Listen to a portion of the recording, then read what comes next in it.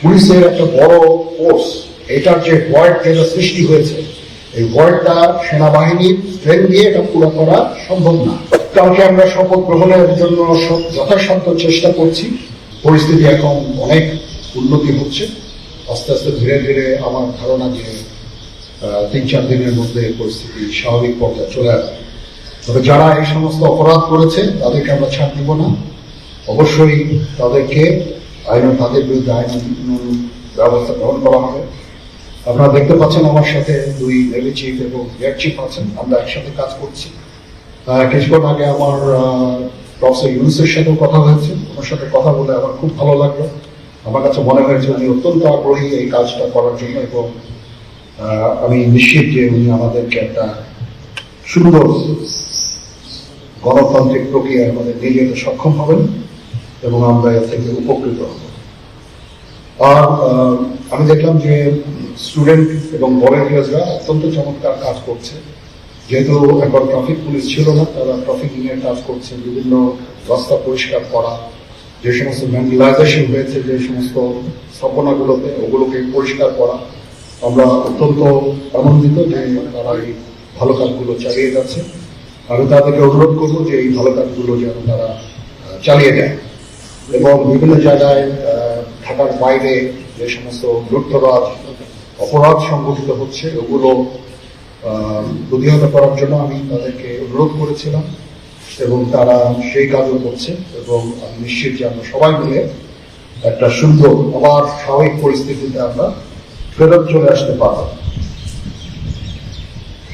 আপনারা জানেন যে আমরা কেয়ারটেকার গভর্নমেন্টের প্রধান ডক্টর ইউনূসকে আমরা নির্বাচন করেছি অনেক আলোচনা করে, আমরা নিজেদের মধ্যে অনেক আলোচনা করেছি এবং সমস্ত রাজনৈতিক নেতৃবৃন্দের সাথে, স্টুডেন্ট কোঅর্ডিনেটরদের সাথে আলোচনা করেছি। আমার সাথে নেভি চিফ এবং এয়ার চিফ ওনারাও ছিলেন এবং মহামান্য রাষ্ট্রপতির সাথে আমরা আলোচনা করেছি এবং আলোচনা করে আমরা সর্বসম্মতভাবে সম্মত হয়েছি। ওনার কাছে প্রস্তাব দিয়েছি, চিফ অ্যাডভাইজার ডক্টর ইউনূসকে করেছেন এবং উনি এখন আমাদের চিফ অ্যাডভাইজার।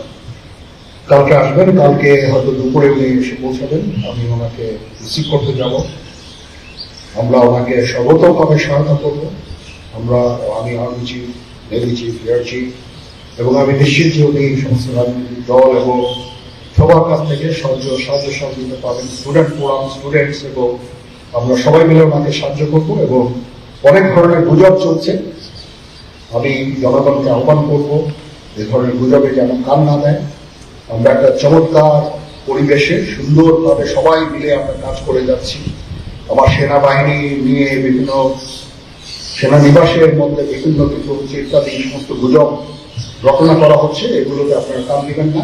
পুলিশের পুনর্গঠনের কাজ চলছে, এখন পুলিশ প্রধান একজন নিয়োগ দেওয়া হয়েছে। আমি নিশ্চিত যে পুলিশের মনোবল আবার ফেরত আসবে। সর্বশেষে আমি আপনাদের নিশ্চিত করতে চাচ্ছি যে সেনাবাহিনী, নৌবাহিনী, বিমান বাহিনী সর্বদা জনগণের সাথে আছে এবং থাকবে। আপনারা আমাদের সবাইকে সাহায্য সহযোগিতা করবেন, আপনাদের সাহায্য নিয়ে ইনশাল্লাহ আমরা এটা করতে পারবো। কালকে আমরা শপথ গ্রহণের জন্য যথাসাধ্য চেষ্টা করছি। একটা প্রস্তাব ছিল বিকালে করার, বিকালে খুব টাইট হয়ে যেতে পারে, কিন্তু উনি 2:10 দিকে হয়তো এখানে আসবেন, মেবি ভেরি টাইট। আমরা হয়তো তাইলে রাত 8টার দিকে করতে পারি, হয়তো 400 জন লোকের উপস্থিতি এখানে থাকবে। এই পরিসরে আমরা শপথ গ্রহণের অনুষ্ঠান ইনশাল্লাহ করব। পুলিশের একটা বড় ফোর্স, এটার যে ভয়েড যেটা সৃষ্টি হয়েছে, এই ভয়েডটা সেনাবাহিনীর স্ট্রেংথ দিয়ে এটা পুরো করা সম্ভব না। আর তারপরে আমরা যথাসাধ্য চেষ্টা করে যাচ্ছি এবং হাজার হাজার লোককে আমরা কিন্তু এই সমস্ত সমস্যা থেকে আমরা উদ্ধার করেছি। আমি আমার যত ফোর্স আছে মিলিটারি সব অল ডেপ্লয়, এবং তারা তাদের সাধ্য মতো এই কাজে নিয়োজিত।